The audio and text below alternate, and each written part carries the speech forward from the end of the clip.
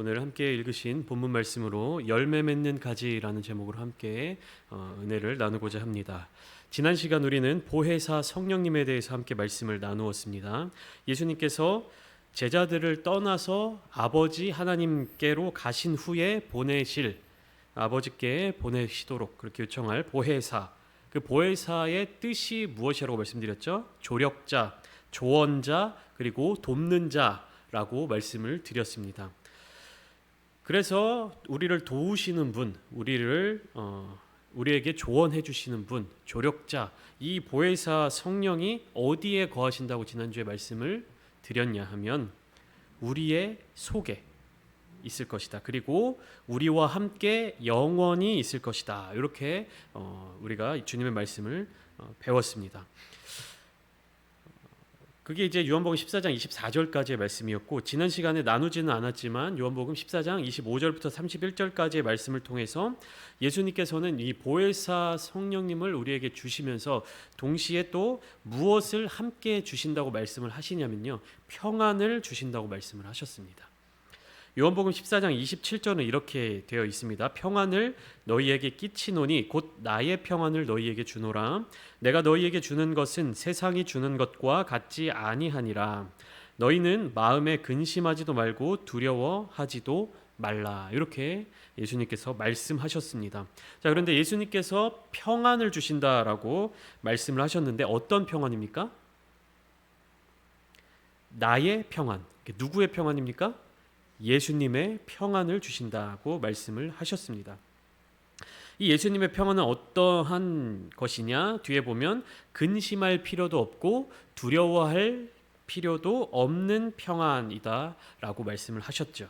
그런데 예수님께서 하신 이 말씀을 잘 살펴보면 중간에 이렇게 말씀을 하십니다. 내가 너희에게 주는 것은 세상이 주는 것과 같지 아니하니라. 이렇게 말씀하십니다. 예수님이 평안을 주시는데 예수님이 주시는 것은 세상이 주는 것과 같지 않다, 즉 다르다, 이렇게 말씀을 하시는 거죠. 근데 평안이 무엇이냐 하면요, 이게 성경이 쓰여져 있는 헬라어로는 에이레네라는 단어고요. 이게 히브리어로 번역을 하면 샬롬입니다. 그러니까 예수님이 평안을 너희에게 주겠다라고 하시는 것은 우리에게 샬롬을 주시겠다라고 말씀하시는 거예요. 그러면서 동시에 세상이 주는 것은 샬롬이 아니다라고 말씀을 하시는 거죠. 그러니까 예수님이 제자들에게 평안을 주시는데 세상이 주는 것과는 다르다고 말씀하셔요. 그러면 예수님이 주시는 게 있고 그다음에 세상이 주는 것이 있죠. 근데 예수님께서 주시는 것은 진정한 평안, 샬롬이고요. 그리고 세상이 주는 것은 무엇입니까? 겉으로 보기에는, 우리가 느끼기에는 평안한 것처럼 보이지만 실제적인 평안은 아닌 것, 실제적인 샬롬은 아닌 것을 의미하겠죠. 그러니까 샬롬이 가지고 있는 뜻을 우리가 간단하게 살펴볼 필요가 있습니다. 이것은 그냥 단순한 어떠한 형태, 어떠한 단어, 어떠한 상황, 이것이 아니라 그것이 유지되는 그 상태, 지속적인 상태를 의미합니다. 그러니까 평화가 지속되는 상태, 평강이 지속되는 상태, 하나님의 정의가 이루어지고 있는 상태, 그리고 질서가 회복되는 상태, 그리고 연합하여서 조화를 이루는 그 상태를 의미하는 것입니다. 그러니까 예수님께서 주시는 샬롬은요, 연합되고 평화롭고 조화롭고 질서가 잡히는 그러한 샬롬인 것이에요. 반면에 세상이 주는 것은 어떤 것들이겠습니까? 겉으로 드러나기에는 내가 안정감 있고 평안해 보이고 내가 만족할 수 있는 것이지만 그 본질적인 것은 샬롬이 될 수 없는. 그러니까 예를 들면 우리가 이 땅에서의 삶을 살아가면서 돈이 좀 넉넉하게 있으면 우리의 삶이 좀 안정적이 될 것 같아. 나의 삶이 조금 더 윤택해질 것 같아. 아니면 나의 어떤 권력이라든지 건강이 그런 어떤 요소가 될 수도 있고요.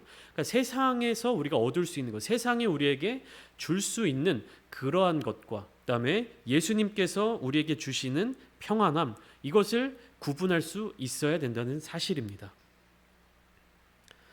오늘 본문 1절을 보면 예수님의 말씀이 이렇게 시작되고 있죠. 나는 참 포도나무요 내 아버지는 농부라, 이렇게 말씀을 하고 계십니다. 예수님은 참 포도나무라고 말씀을 하셔요. 이게 무슨 의미를 가지고 있냐면 참 포도나무는 뭐죠? 진짜 포도나무를 의미하는 겁니다. 그러면은 진짜 포도나무가 있으면은 가짜 포도나무도 있을 것이죠. 참된 것과 가짜, 진실된 것과 거짓된 것을 우리가 이 말씀을 통해서 그러한 세계가 나뉘어져 있구나. 참 포도나무, 참된 포도나무, 진실의 포도나무가 있으면 거짓된 것, 가짜의 것도 있을 것이다. 이것을 우리가 이해하면서 성경을 읽어야 될 것입니다. 요한복음 14장에 제가 좀 전에 말씀해 드렸던 예수님이 주시는 평안, 샬롬이 있고 세상이 주는, 세상으로부터 우리가 얻을 수 있을 것이라고 기대되는 그러한 어떤 안정감, 평안이 있죠. 그 두 가지가 진짜와 가짜를 구분해야 되는 것처럼 예수님께서는 참 포도나무로 말씀하셨습니다. 그러면은 가짜 포도나무도 존재하고 있다. 이것을 우리가 바르게 깨달아야 하는 것입니다. 예수님께서 이 말씀을 하고 계실 때 그 당시에 참된 것과 거짓된 것은 뭐냐면, 참된 이스라엘은 예수님이 핏값을 주고 세우신 교회를 의미하는 것입니다. 그리고 거짓된 것은 무엇이냐면, 거짓 이스라엘은 무엇이냐면 회당, 이스라엘 그 어떤 유대 교회 종교적인 어떤 문화적인 모임의 장소, 회당을 의미하는 것입니다. 그러니까 예수님께서는 십자가를 통하여서 참된 이스라엘, 참된 공동체인 교회를 세우신 것이고, 이것이 또 어디로 이어지냐면 참된 것은 하늘의 것을 의미합니다. 그리고 거짓된 것은 땅의 것을 의미하는 것이죠. 그러니까 하나님 나라의 것과 세상의 것, 이렇게 우리가 구분해서 이해를 할 수 있어야 되는 것입니다. 그러니까 1절에서는 참 포도나무에 대해서 말씀을 하신 예수님께서는 2절에서 어떻게 이어서 말씀을 하시냐면, 열매를 맺지 아니하는 가지와 열매를 맺는 가지에 대해서 말씀을 하고 계십니다. 그러니까 핵심은 무엇이냐면 열매를 맺는다는 사실이죠. 보시면 어떤 가지가 열매를 맺을 수 있는 것입니까? 쭉 밑에 이제 쭉 밑에를 보면서 2절 첫 시작이 뭐라고 시작됩니까? 무릇 내게 붙어 있어. 이게 전제가 되어 있는 것입니다. 그러니까 예수님께 붙어 있는 거예요. 그러니까 예수님께 속해 있다는 것이죠.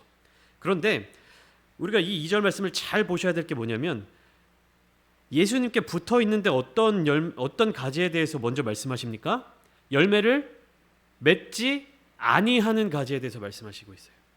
예수님께 붙어 있고 예수님께 속해 있는데 열매를 맺지 않을 수도 있다는 사실입니다. 그러니까 우리가 이 부분에 대해서 말씀을 잘 읽어야 됩니다. 우리가 예수님께 속해 있고 예수님께 붙어 있다고 해서 무조건 다 열매를 맺는 것이 아니라는 얘기예요. 그러니까 여기서 예수님께서 말씀하실 때 열매를 맺지 아니하는 가지라고 얘기하고 계십니다. 이것은 열매를 못 맺는 것일 수도 있지만 열매를 맺지 않는다라고 이야기를 하고 있어요. 그것은 뭐냐면, 예수님께 우리가 붙어 있을 때 그냥 우리가 아무것도 하지 않고 예수님에 붙어 있는 것만으로 열매를 맺게 되는 결과를 얻을 수 있는 것은 아니라는 것이죠. 그러니까 어떻게 붙어 있느냐, 예수님께 어떻게 속해 있느냐에 대해서 집중해야 되는 겁니다. 우리가 이 참포도나무 비유에 대해서 이 말씀에 대해서 들을 때 그래, 예수님은 참포도나무, 우리는 가지고 예수님께 붙어 있기만 하면 우리는 열매 맺을 수 있어, 이 말을 좀 왜곡해서 들을 수 있다는 거예요. 그러니까 예수님께 붙어 있다는 것이 무엇을 의미하는 것인지, 어떤 상태로 예수님께 속해 있어야 하는 것인지를 잘 이해해야 된다는 거예요. 이것을 깊게 우리가 묵상하지 않는다면 나는 예수님께 붙어 있는데, 나는 그런 열매 맺는 가지인데 붙어 있기만 하면, 너희가 내 안에 있기만 하면 열매를 맺을 수 있다라고 예수님 말씀하셨는데, 이렇게 받아들이면 성경을 100% 완벽하게 이해하지 못한 것이라고 볼 수 있는 거예요. 그래서 그 가지에 대한 조치를 하는 또 인물이 나옵니다. 이게 인물이라고 말하기에는 좀 그렇지만 아버지께서 어떻게 하십니까? 예수님 참 포도나무에 붙어 있지만 열매를 맺지 아니하는 가지는 어떻게 합니까? 아버지께서 그것을 제거해 버리시고, 무릇 열매를 맺는 가지는 어떻게 하십니까? 더 깨끗하게, 더 열매를 많이 맺게 깨끗하게 정리를 해주신다는 거예요.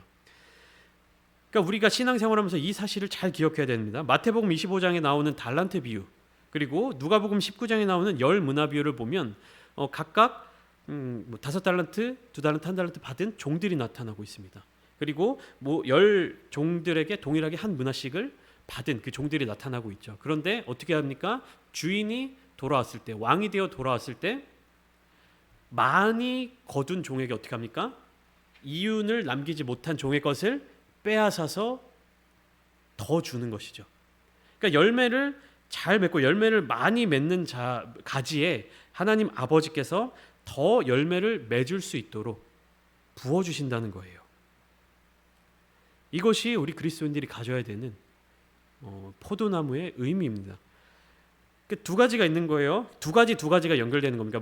뭐냐면 나무 자체가 참 포도나무가 있고 거짓 포도나무가 있을 수 있다는 것입니다. 그리고 가지도 또 어떻게 되는 겁니까? 열매를 맺는 가지와 열매를 맺지 않는 가지가 있다는 거예요. 그러니까 우리가 이것을 잘 연결이 돼야 되는 거예요. 참 포도나무신 예수님께 붙어서 우리가 열매를 맺을 수 있는 가지가 되어야 된다라는 사실입니다. 그래서 3절에 보시면, 그러니까 2절의 마지막에 보면 열매를 맺는 가지를 더 깨끗하게 하신다고 하죠. 더 열매를 맺게 하기 위해 깨끗하게 하신다 그랬죠. 근데 3절에 주님께서 뭐라고 말씀하시냐면 제자들에게 너희는 내가 일러준 말로 이미 어떻습니까? 깨끗하여졌으니. 이 깨끗하다라는 의미가 결국에는 열매를 맺게 하려고 한다. 열매를 맺을 수 있도록 만든다. 그런데 제자들이 이미 깨끗하여졌다. 이것이 어떤 말씀에서 이어지는 거냐면 요한복음 13장에 나오는 세족식의 초유의 만찬, 그때의 예수님의 말씀에 이어지는 겁니다. 세족식의 의미 여러분들 기억나십니까? 예수님이 제자들의 발을 씻겨 주실 때 베드로가 뭐라고 얘기했죠? 주님께 절대로 결코 내 발을 씻지 못하실 것입니다. 근데 그 베드로의 그 말에 대해서 예수님이 뭐라고 말씀을 하셨습니까? 내가 너를 씻겨주지 않으면 너와 상관이 없느니라. 아무런 관계가 없느니라 말씀하신 거죠. 그러니까 깨끗하게 씻겨주는 것, 깨끗하여진다는 것, 이 의미는 무엇이랑 연결이 되냐면 결국에 예수님과의 관계와 연결이 되는 겁니다. 우리가 예수님과 어떤 관계를 맺고 있느냐, 우리가 예수님과 어떤 관계를 맺어가고 있느냐. 그러니까 물 세례와 그다음에 성령 세례, 우리의 몸과 마음, 영혼을 깨끗하게 하는 물 세례와 성령 세례로 이어지는 것, 그 세례를 통해서 우리가 주님께로 나아갈 수 있는 것은 우리가 깨끗하여져서 열매를 맺을 수 있는 그러한 가지가 된다는 사실입니다. 근데 우리가 여기서 중요한 것을 또 잘 깨달아 알아야 합니다. 무엇이냐 하면 가지는요 스스로 열매를 맺을 수 없다는 사실입니다. 가지가 열매를 맺기 위해서는 어떻게 해야 됩니까? 나무에 붙어 있어야 되는 거예요. 그러니까 열매가 맺어지는 그 장소는 나무에서 볼 때 가지에 열매가 맺혀지지만 그 가지가 나무에 붙어 있어야만 열매를 맺을 수 있는 것입니다. 그러니까 나무에 딱 붙어서 뿌리를 통해서 영양분을 공급받고 그 영양분을 통해서 열매를 맺게 되는 것이죠. 열매를 맺는 것이 가지인 것처럼 보이죠. 왜냐하면 열매를 바라볼 때 당연히 그 열매가 매달려 있는 가지를 바라보게 되는 거예요.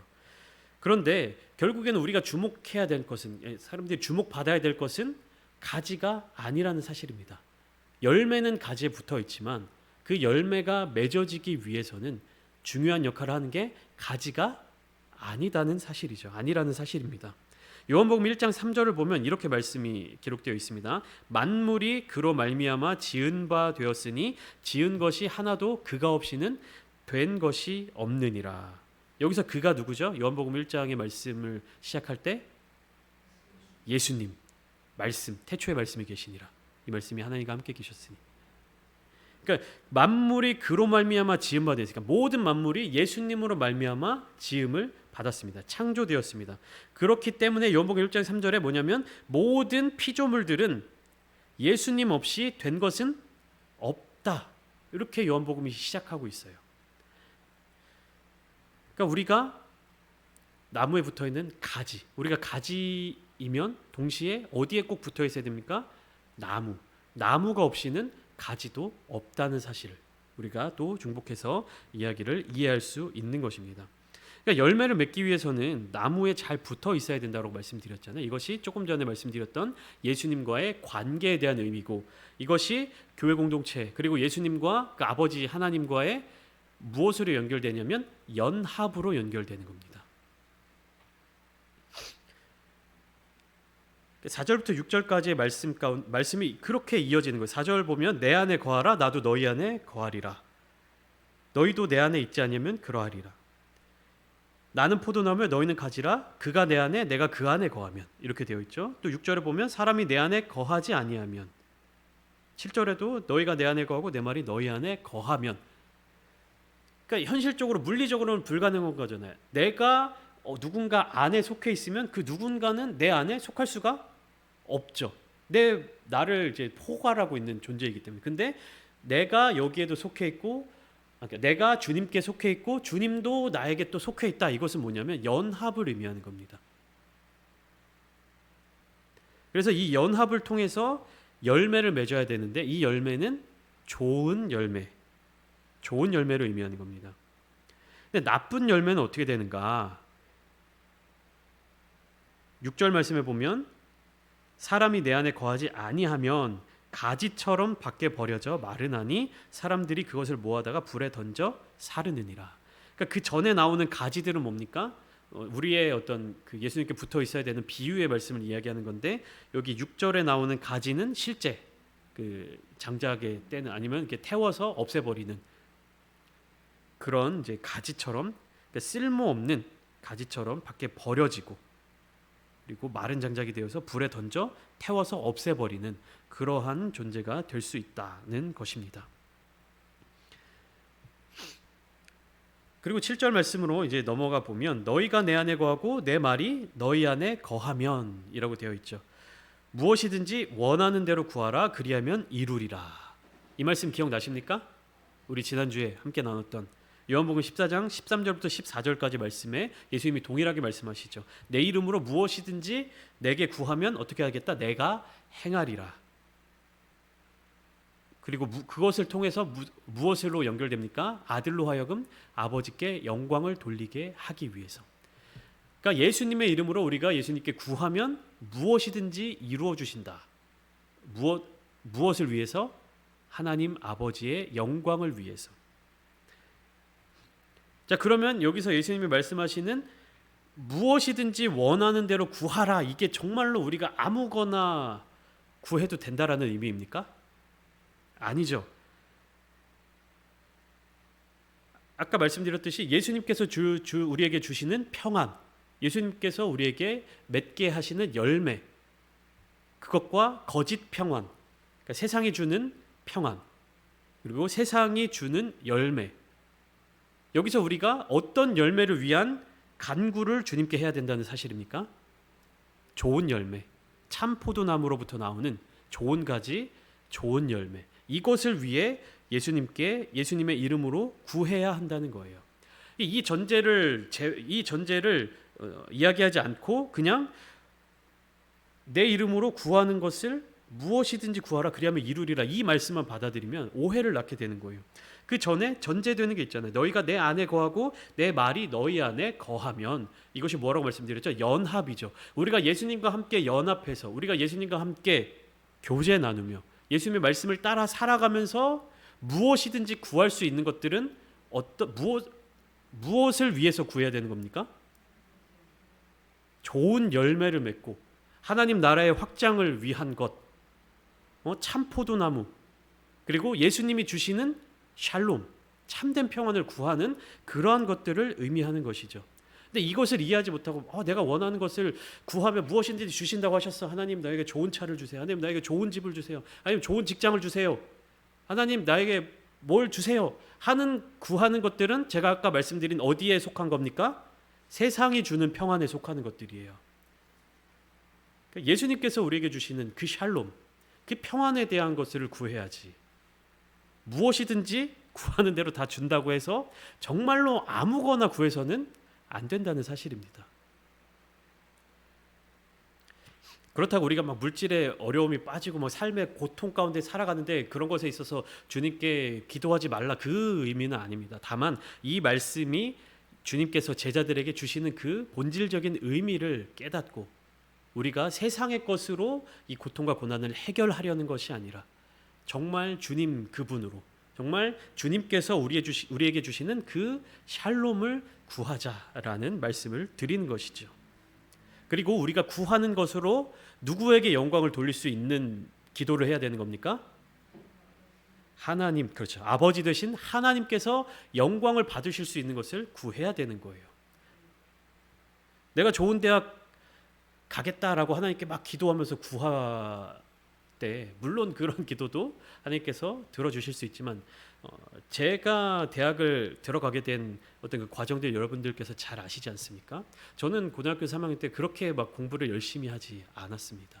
제가 대학교 입시를 하게 될 때요, 수능을 보지 않고 수시로 들어갔죠.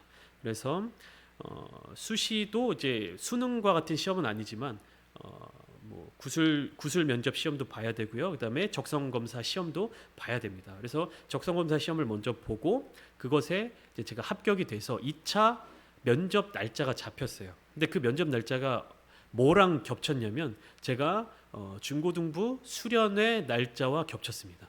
그러니까 수련회를 2박 3일 동안 하잖아요. 근데 둘째 날 오전이 면접 날짜였어요.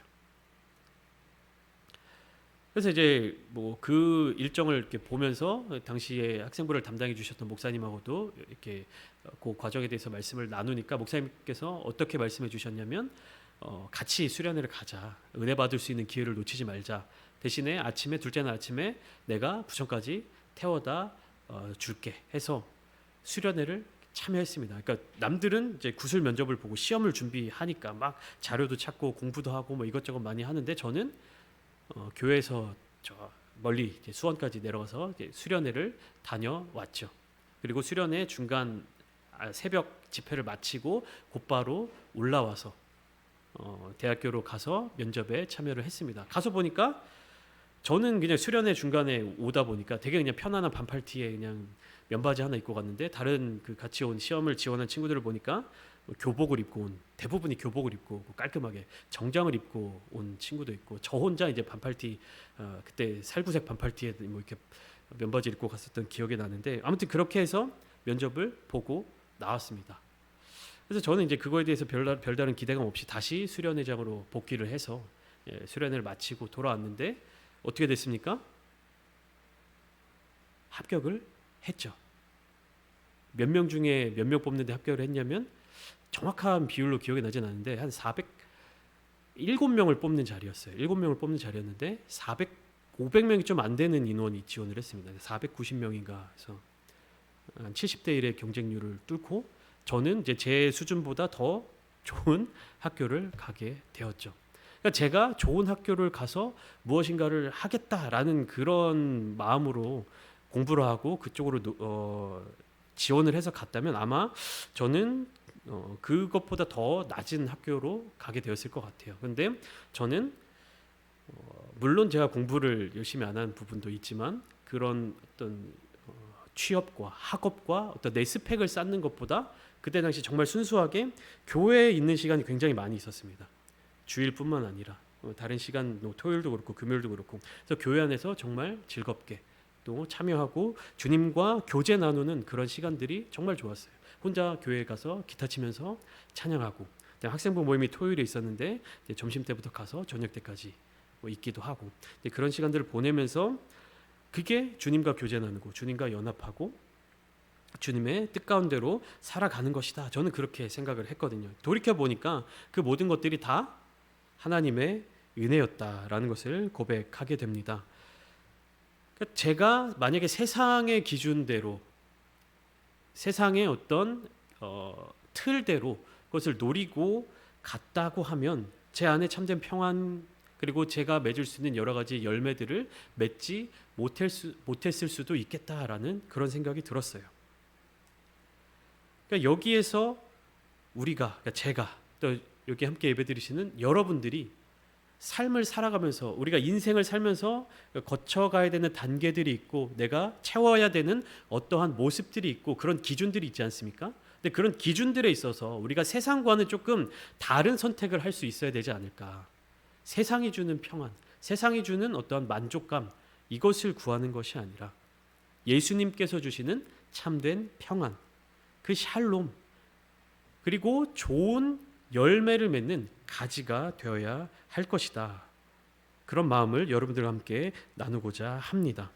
이것이 7절과 8절에서 연결지어서 나타나고 있는 주님의 말씀이에요. 무엇이든지 원하는 대로 구하라 그리하면 이루리라. 8절 너희가 열매를 많이 맺으면 내가 영광을 받고 너희가 영광을 받는 것이 아니라 아버지께서 영광을 받으실 것이다. 여러분들의 삶을 쭉 이렇게 살아가시면서 그러한 선택, 우리가 맺는 열매가 결국에는 하나님께 영광을 돌려드리는 그런 모습이 되어야 하는 것입니다. 그리고 또 중요한 전제 조건이 있습니다. 9절 보면 아버지께서 나를 사랑하신 것 같이 나도 너희를 사랑하였으니 나의 사랑 안에 거하라. 자, 하나님 아버지께서 예수님을 사랑하신 그 사랑 우리는 잘 모릅니다. 예수님이 이 말씀을 하시고 어떻게 됩니까? 십자가에 달리셔요. 근데 예수님은 뭐라고 말씀하시냐면 곧 하나님 아버지의 뜻에 의해서 십자가에 달려서 그 극심한 고통을 겪게 될 것을 미리 아시면서도 아버지께서 나를 사랑하신 것 같이 이렇게 말씀을 하십니다. 예수님 분명하게 말씀하셔요. 아버지께서 나를 사랑하신다. 그리고 뭐라고 이어서 말씀하시냐면 나도 너희를 사랑하였다. 아버지께서 나를 사랑하신 것 같이 나도 너희를 사랑하였다. 자, 그럼 우리가 사랑을 받는다라고 생각하는 것은 어떤 모습입니까? 나의 상황과 나의 여건과 나의 형편이 사랑을 받을 만한 내가 지금 사랑을 받고 있다라고 여러분은 언제 느껴지십니까? 언제 생각하십니까? 제가 다시 한번 반복해서 말씀드리지만 세상이 주는 평안을 누릴 때 우리는 사랑을 받는다라고 생각을 합니다. 세상적인 기준에 우리가 원하는 것들, 이룰 수 있는 것들, 갖고자 하는 것들, 소유하고 싶은 것들, 그것을 소유하게 되면 우리는 사랑받는다라고 느껴요. 십자가를 져라. 십자가의 길을 가라. 좁은 문으로 들어가라. 이렇게 이야기를 들으면 여러분 사랑 받으시는 것 같습니까? 제가 말씀을 전하면서 여러분들에게 십자가를 지시는 삶을 사십시오. 좁은 문으로 들어가십시오. 이렇게 말씀하면 여러분들 목회자가 나를 사랑하지 않는다라고 생각하지 않으세요?